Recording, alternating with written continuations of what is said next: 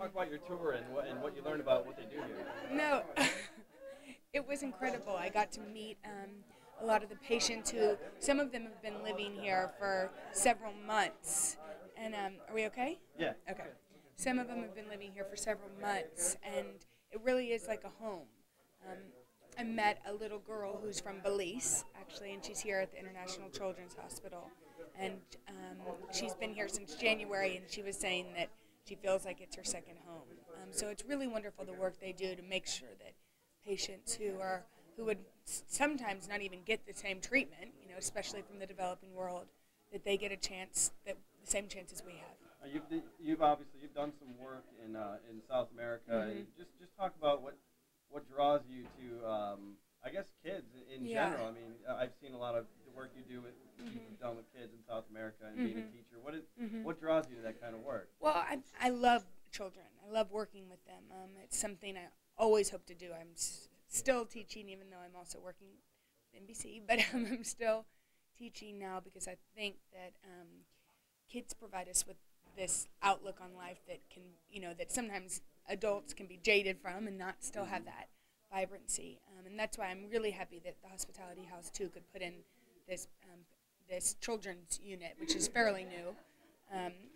But and working in Latin America, I worked with UNICEF, which is a terrific organization that I still work with now here in the U.S. And I just think that all kids deserve the right to the same sort of opportunities that we have.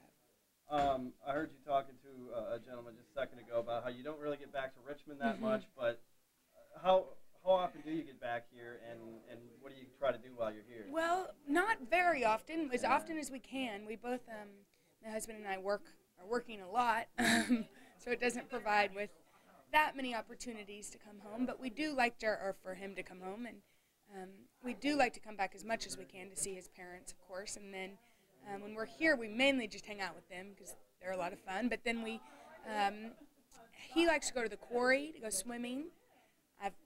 He's taken me there once before. We like to go for runs. The running here is pretty great, and then the food, we like to go out to eat.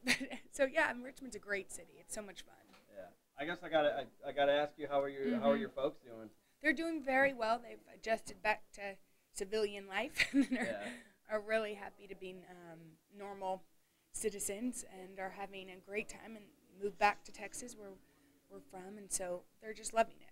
Okay. Now, and you, I mean, you're still a public figure. You're still in the spotlight, but has it kind of, the spotlight kind of been eased off you since you left the White House? Well, I don't think that was one of the great things about my parents. It never was really on us. I think they gave us the normalcy that we needed to have fairly normal lives, go to college and work and teach. And but now, the spotlight's only what I do to put light on stories that I don't know would be told if I didn't tell them. So it's nice to work with NBC and be the one that's telling the stories, not the one that's being in the stories. Not in the middle of the stories. Well, Exactly. on that note, I'll let you get back to that. Thank you.